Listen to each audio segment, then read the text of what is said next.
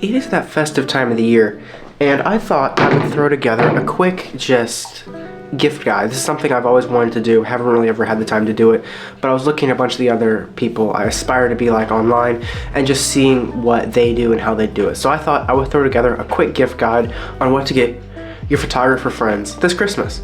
Now this guide's going to be much more on the low end of pricing, just because, you know, hey, no one here has a ton of money, but I thought I'd just show you a little bit of that. What I think would be really good gift guides, probably all gonna be around the, you know, 50 to 170 bucks. So it will go up there a little bit, but nothing crazy, like I'm not gonna be throwing on new cameras or anything. So I thought I would just show you guys a little bit of what I would throw on that wish list for them, and maybe just you can get some inspiration. So with that being said, let's jump into today's video.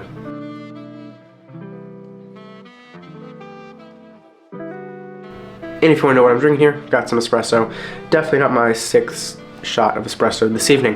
We're not going to talk about that. Let's dig right in. So right off the bat, something that I know personally every photographer ends up wanting is storage. Now this is a lot of the time because we run out of storage, but we don't want to get rid of those pictures because what if we need them down in the future? And you know, as editing styles change, as photographer skills evolve, so often we wish we could go back and re-edit those photos.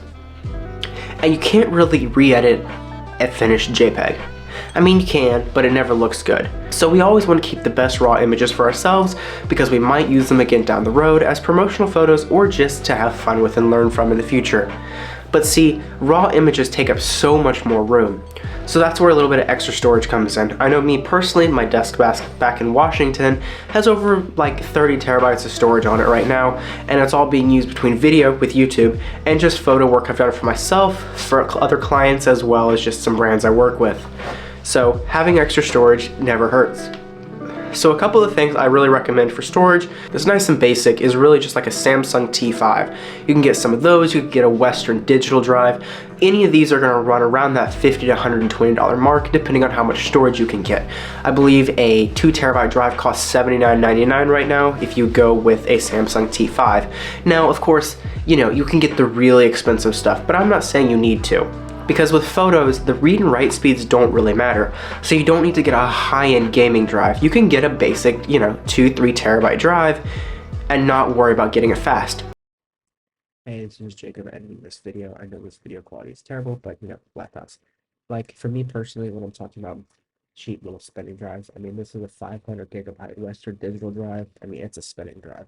But I brought back to Ohio with me just because I'm doing a lot of photo video work and my computer currently has 80 gigs free. So I mean, this is what I'm talking about. You could get slow storage for video, for photo stuff.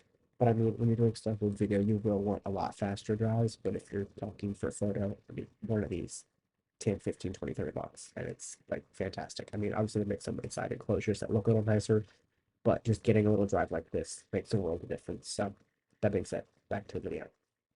If you really want to cut your budget and keep it really cheap, you could even get a spinning drive. You don't need to get solid state if you're working with photo. Now, if the person on your list is a videographer, okay, you're going to start spending more money because it needs to read and write at speeds that can edit off of. This is going way over your head. Trust me, they know what I mean. You need a fast drive to edit video, you don't need a fast drive for photos. So that's gonna be kind of this lower tier of pricing options. Something else that's really good just to throw in there is a really small collapsible tripod. I'll show you an example right about here. Now, having a small tripod like this really allows quite a few things. One, it's easy to throw in the school backpack or just the work bag, and it doesn't get in the way. I mean, the tripod I'm using right now, when it's collapsed, is around 2.5 feet tall, so it's not the most portable.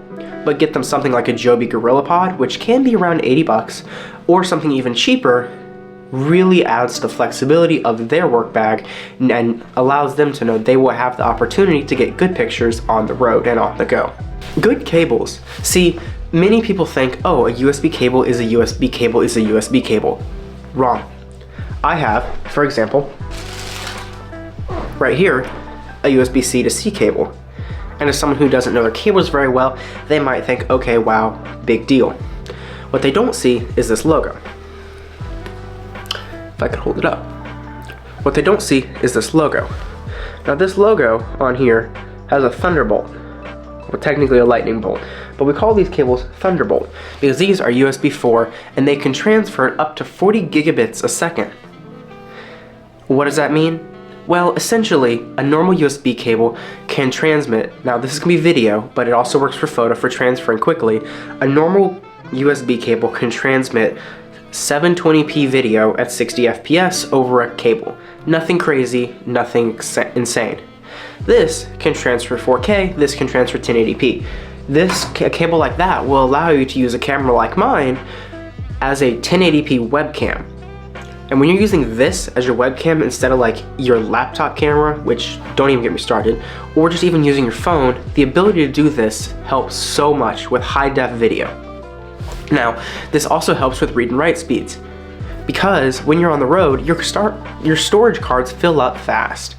And having something you can offload this footage crazy fast, especially if your lovely Christmas Shop-E has a Thunderbolt iPad, these read and write speeds between either their laptop or their iPad will significantly decrease, thus allowing them to work longer and not worry about filling up storage as quick. So cables. So let's just recap. Storage, small tripod, cables. But what's something else that's really helpful? Well, see, a lot of people rely on their in-camera microphone, or they spend hundreds of dollars and get a really, really nice microphone. But see, what if I told you there was a good mic in the middle? And if you haven't done a lot of mic shopping, that's fine. If they haven't done a lot of mic shopping, that's fine as well. See, right now, the microphone I'm using is a directional microphone that costs like 70 bucks. And it honestly sounds not bad. Sure, it's a little bit compressed, but it's not muffled, it's very clear, and it's really small. Like, really small. Let me see if I can grab a picture of it for you guys real quick. Like, when I say this microphone's small, let's recap. We have microphone, small packable tripod, and storage devices. But what's another good thing? Because maybe the person on your shopping list isn't a photographer. Maybe they aren't a videographer. What's something else that's really good? Well, see, laptops have keyboards built in, but sometimes, like me, your desk setup has a lot more than just a laptop. Mine's a monitor, a laptop, and then I need a keyboard and mouse in front of me. What would I go with? Well, I could go with the Apple Magic Keyboard, but the issue is with that one that you have a very, very minimal travel, so it's really hard on the fingers after a while. So what do I suggest? Well, I suggest the MX Keys for Mac by Logitech. Why? This keyboard is specifically designed for Apple Mac users because it takes all the same keys, keystrokes, and shortcuts from Mac directly into this keyboard. While most keyboards will favor the Windows key, this one will favor the Command key as a direct copy of the Apple keyboards. That means you don't have to learn weird keystrokes and you don't have to learn all these other things because it's all baked in, copied straight from Mac. Now, are these expensive? Well, they are above $125. I could get you an exact price right now. Let's see what they're sitting at right now. The MX Master keys for Mac only cost about $110 to $120 depending on where you buy it from. I've seen them as low as $105 and I've seen them upwards of $130, again, depending on the vendor you're purchasing from. This is a very good product that very many people find useful when they actually want something that has a little more travel than an Apple keyboard. But, you know, I've talked about storage drives, but see, here's something else. With the new iPhone 15 Pro, which I don't have, I have a 13 right now, but the iPhone 15 Pro introduced USB-C on the iPhone. Now, yes, every other phone manufacturer under the sun's been using USB-C for quite a while, but the iPhone finally has it, so let's take advantage of it. Having a small drive that you can put on the back of your phone, maybe put it on the back of a specific phone case, allows you to read and write direct ProRes video to your phone.